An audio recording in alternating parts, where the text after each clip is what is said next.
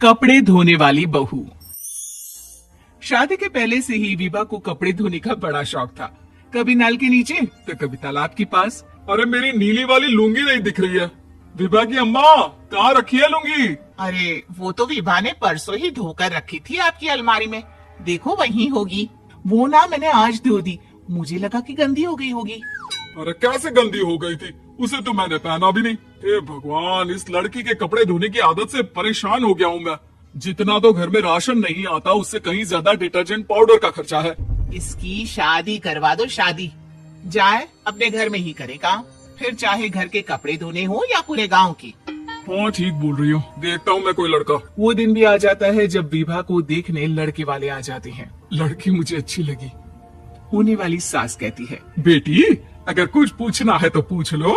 वैसे तो हमारी लड़की बहुत ही शर्मीली है, जो बोल दो वो मान लेती है, इसे क्या पूछना होगा। अरे कैसी बात कर रही हो माँ, मुझे इन लोगों के घर रहना है, सवाल तो कई है। हाँ हाँ बेटा पूछ लो ना, क्या पूछना है। आप लोगों के घर कपड़े कौन धोता है? सास का मुंह बन जाता है। देखो अगर तुम ये कहना चाहती हो कि तुम्हें कपड़े धोने नहीं आते तो सुन लो, कपड़े मैं ही धोती हूँ, लेकिन तुम्हारे आ जाने के बाद मैं रुमाल तक नहीं धोऊंगी। अरे चुप रहना भाग्यवान, बहू बेचारी घर आई नहीं, उसे डराना शुरू कर दिया।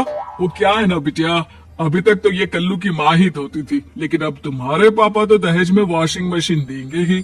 तभी विभा की माँ बोल पड़ती है, सवाल भी पूछा तो क्या। वैसे भाई साहब, मशीन की तो फिर भी कपड़े धोने की कैपेसिटी होती है, मतलब जो बिटिया दे रहे हैं ना विभा, इसे कपड़े धोने का बहुत शौक है। ये आप लोगों की क्या, आस पड़ोस गांव मोहल्ले सबके कपड़े धो दे और उफ तक ना करे। बाहर देखा नहीं आपने कितने कपड़े सूख रहे हैं, सब हमारी बिटिया ने ही तो धोए हैं। बस भी करो ना माँ, शर्म आ रही इतनी तारीफ सुनकर। और तो और एक दाग निकाल कर दिखाओ तो मान जाओ। हाँ अच्छा अच्छा, माफ करना बेटा, मैंने गलत समझा, हमें तो रिश्ता बहुत पसंद है। और ऐसे जुड़ जाता है रिश्ता कपड़े धोने का शौक रखने वाली विभा का। उसकी शादी हो जाती है कोयला फैक्ट्री में काम करने वाले कल्लू के साथ। शादी के बाद अचानक विभा चिल्लाती हुई सास के पास आती है, सासू माँ, अरे सासू माँ कहाँ है आप? ये तो धोखा है, धोखा दिया आप लोगों ने मुझे। इस ससुर के चक्कर के बारे में पता चल गया। अरे तो उसमें तुझे क्यों धोखा मिला है? अरे नल में पानी नहीं आता, कपड़े कैसे कब धुलेंगे? अच्छा अच्छा, तू पानी नहीं आ रहा उसकी बात कर रही है। तो आपने क्या सोचा? कुछ नहीं। अच्छा तेरी माँ ने कहा था कि कपड़े धोने का शौक है, तुझे याद आया मुझे। शौक शौक बोलकर कपड़े धोने वाले मेरे जुनून को कम ना आके सासू माँ, कपड़ा धोना मेरा गुरूर है। तभी पति भी वहाँ आ जाता है। अभी अभी मैंने इसे सनी देओल की फिल्म दिखाई है, उसी के डायलॉग मार रही है माँ। अच्छा सुन, साफ साफ बता रही हूँ, पानी सुबह 4 से 6 और शाम को 10 से 12 आता है, समझी? विभा टाइमिंग सुनकर हैरान हो जाती है। ये क्या भूतों का मोहल्ला है? सुबह 4 बजे उठकर कौन कपड़े धोता है? 4 बजे टंकी में पानी जाता है, फिर सारा दिन धोना ना, किसने मना किया?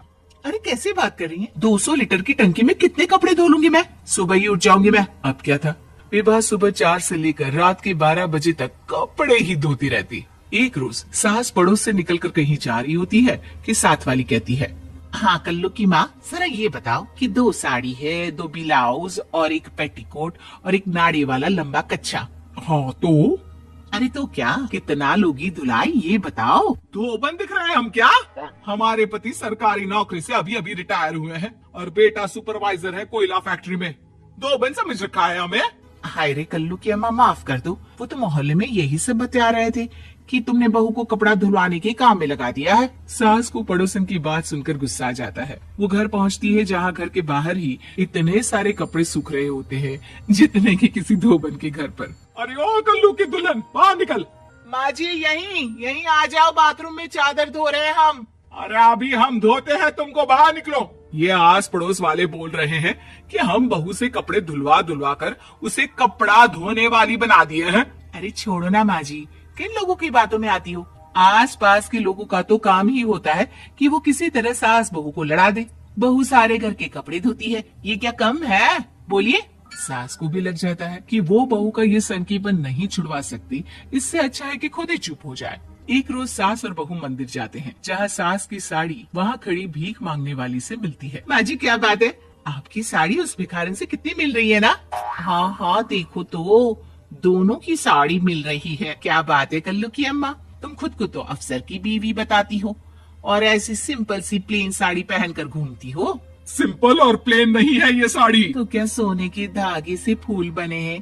कुछ भी सासू माँ, कुछ भी। हाँ, बने थे इस साड़ी में सोने के धागे से फूल।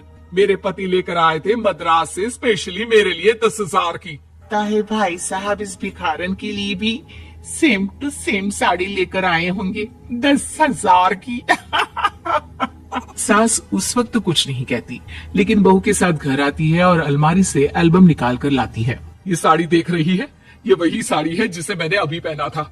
इस साड़ी में ये जो चमकदार फूल दिख रहे हैं ना, ये सोने के धागों से काढ़े गए हैं। लेकिन तू लोकल वॉशिंग मशीन ब्रश से घिस घिस कर सारे फूलों को निकाल कर साड़ी प्लेन कर दी।